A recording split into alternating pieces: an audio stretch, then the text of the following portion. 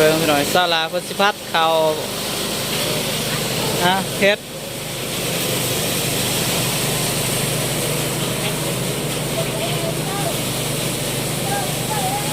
เฮ็ด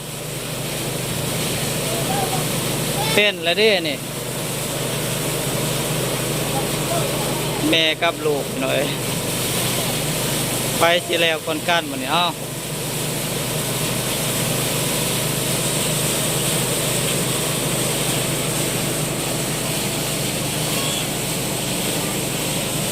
ด้านหลังแม่แล้วก่อน